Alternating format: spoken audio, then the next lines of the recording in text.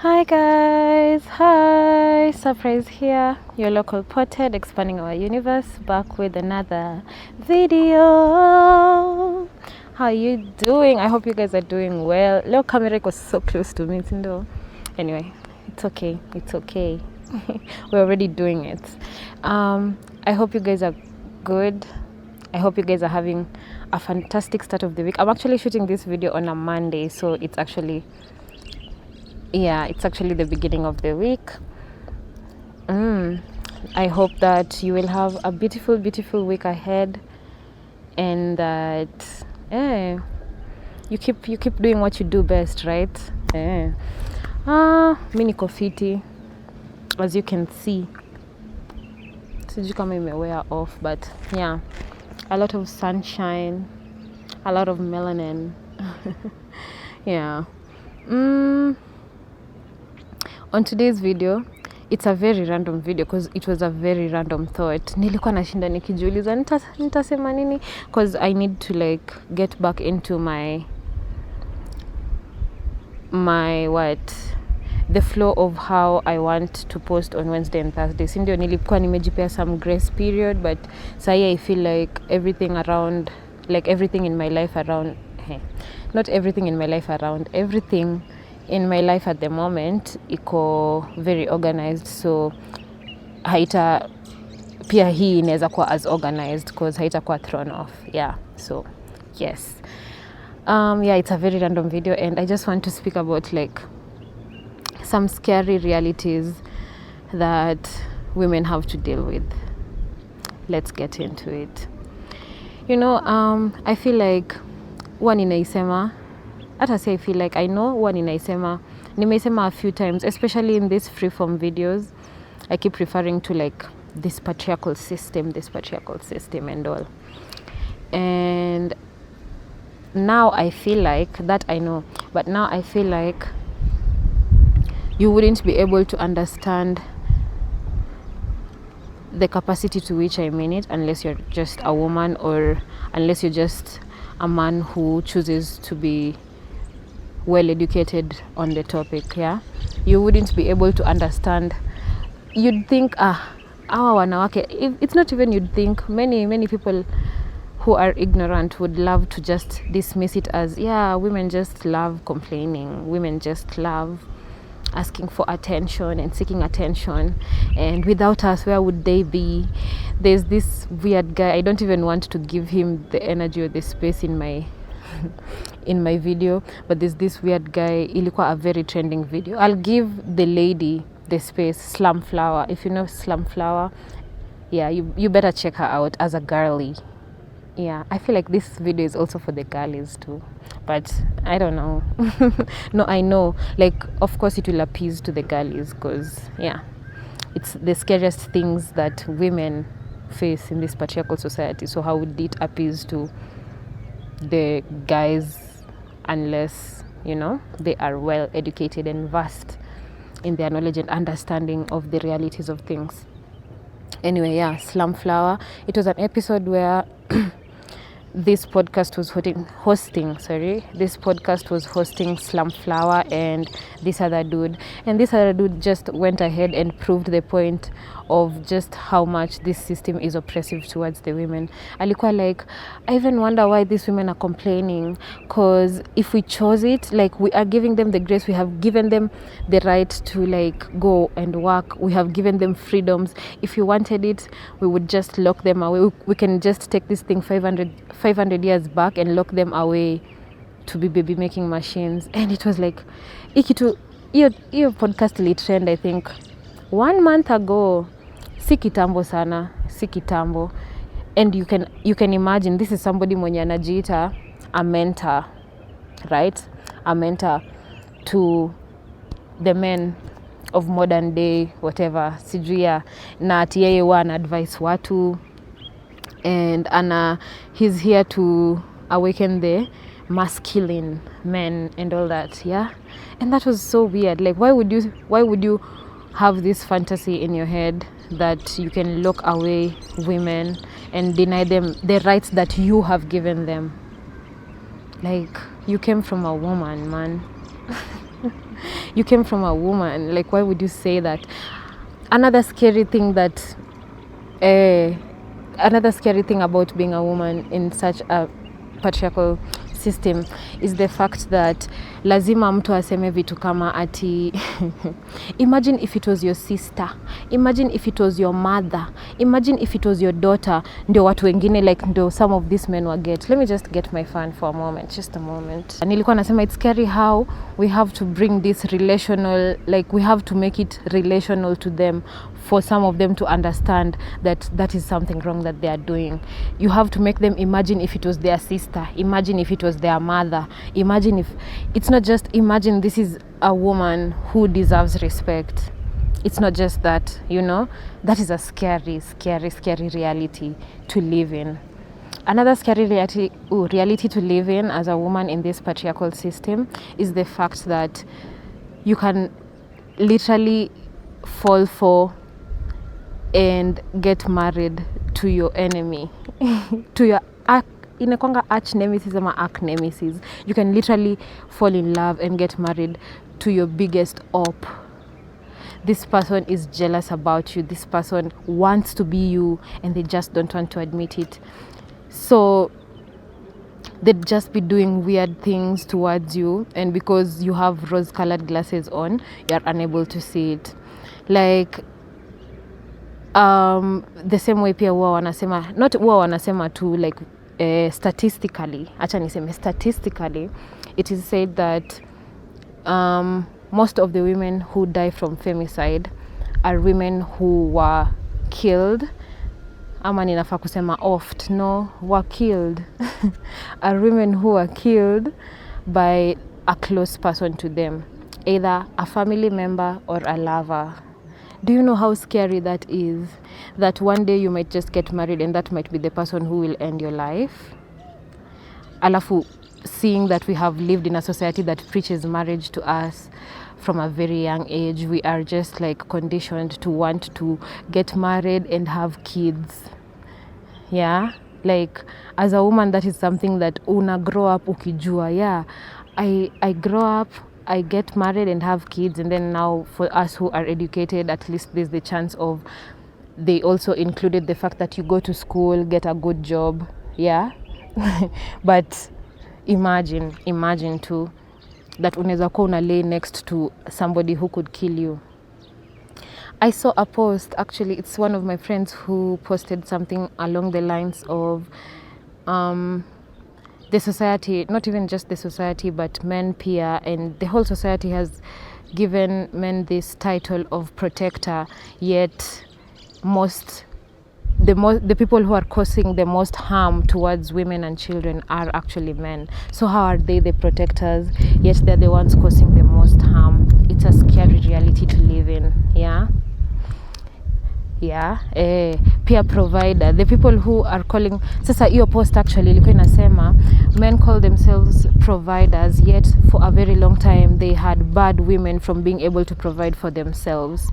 That is why people like that dude I was talking about, mwenye alikuwa kwa hiyo podcast flani alongside Slumflower, angesema vitu kama, do these women know that we can just wake up and decide to take us 500 years back and lock all women away? You know, that's a scary reality to live in. It's a scary reality to live in when you know you'll go to report something and wao watu wenye umeenda kureport tu ndio wanakuchekelea. Ndio wanakuridicule, wako like hata hiyo si kitu, vitu kama hizo. They make weird remarks towards the problem at hand. Ni ile yenye hadi lazima useme vitu kama, so heri unione kwa news nikiwa nimekufa ndio unisaidie. You see, you have to make it relational. Ingekuwa sister yako, hivyo ndio ungemfanyia. Ingekuwa mama yako, like that's just a scary reality to live in. It's a scary reality to know that honestly most of these men do not have emotional intelligence whatsoever. Like there's what is it called? There's a literacy gap, there's an emotional intelligence gap, there's a social intelligence gap. That's a scary reality to live in. It is. Because what do you mean I am the emotional one? Ooh, it has reminded me. Actually, this is what triggered this video. This is what made me want to shoot this video. Ndio maana nimwambia it's very random. I think like 3 days ago, I saw this, oh God, it's so hot.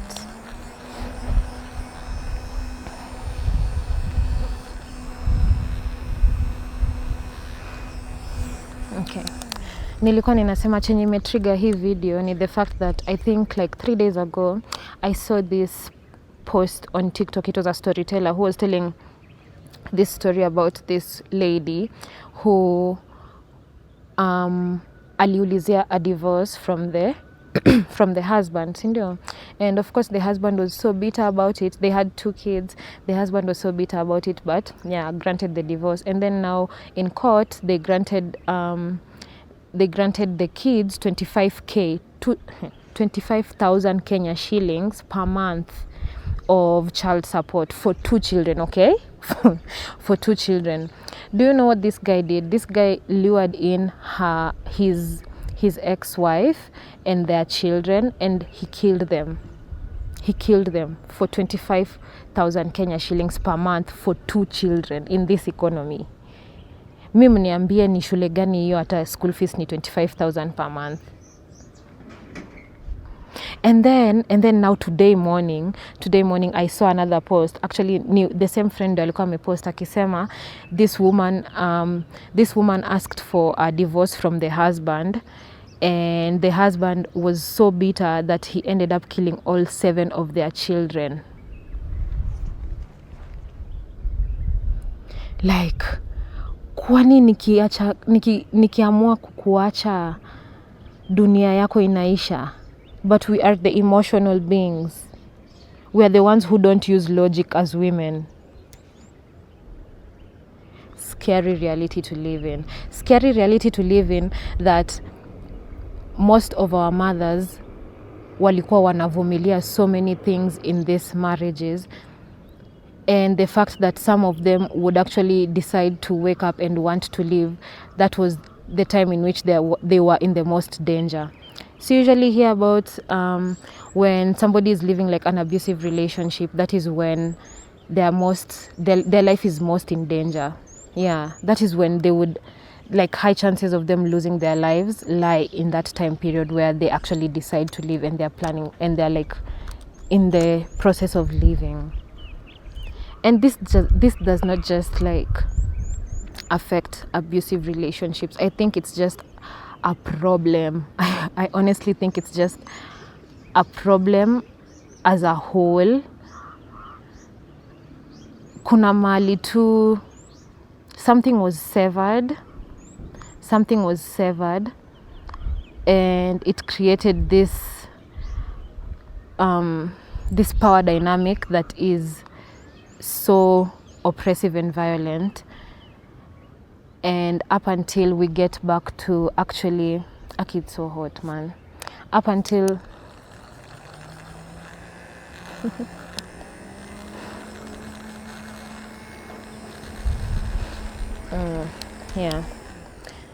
up until we actually start seeing things for what they are and accepting things for what they really are, instead of wanting to die of ego and illusions.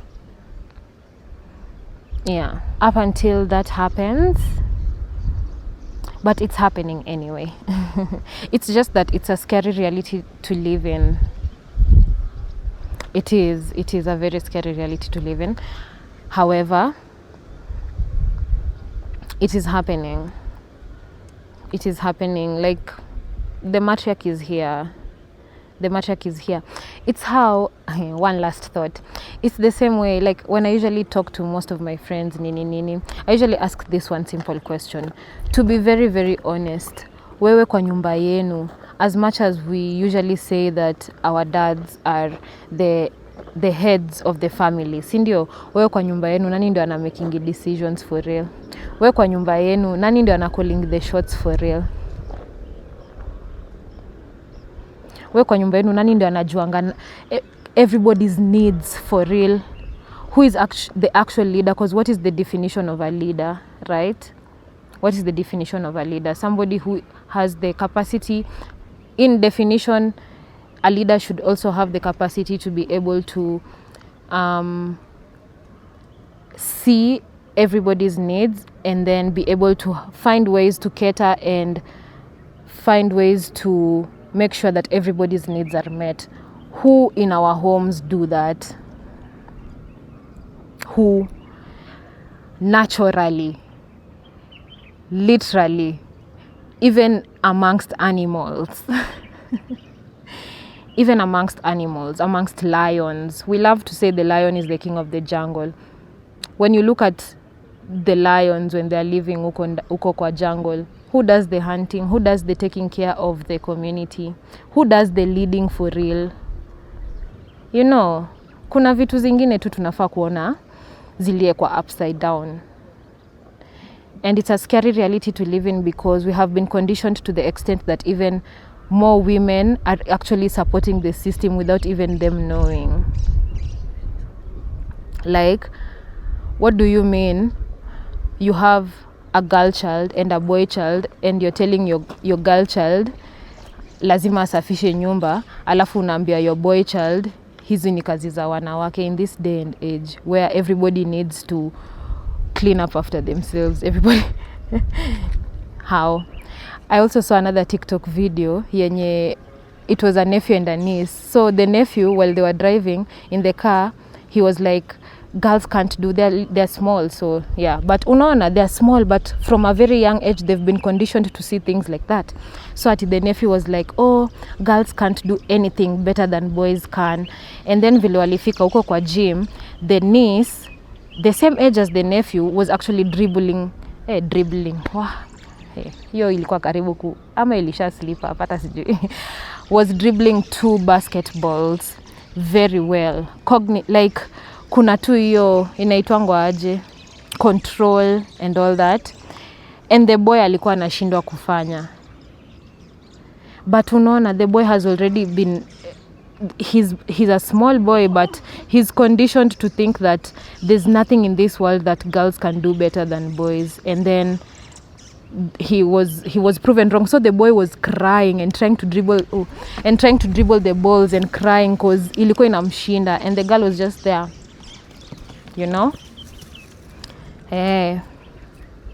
Let's just be very truthful to ourselves. And a society that does not protect its women and children cannot prosper.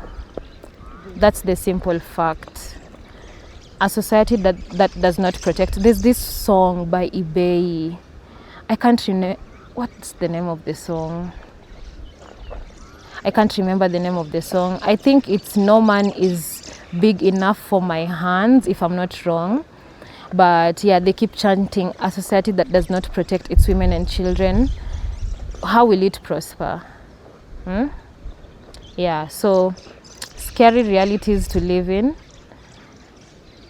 Scary realities to live in. Hata nimesahau vile hiyo line ilikuwa inaenda, but niki-edit nitakumbuka. Yeah. Anyway, just evaluate yourself, educate yourself, free yourself, know yourself, be yourself, stand up for yourself. Make this world a better place for us and the people coming after us, the younger generation and the generations to come, you know. Because clearly it's not working. So we'll have to try another way. And inevitably, the other way is here already. The matriarchy is here already. People like us are here already, yeah? The elephant totem is alive and well already. I offer birth chart readings. You can always book me through my Linktree or just DM me and I'll be able to assist you further with that. Follow us on our social media handles at _yourlocal.pothead on Instagram and my main Instagram account at _nyagoha. The rest of the accounts, I'll be attaching them at the end of the video. Go be great. Go live the biggest life you can ever conjure up in your mind. Comment, share, like, subscribe, all that. Turn on post notifications. Your local pothead out.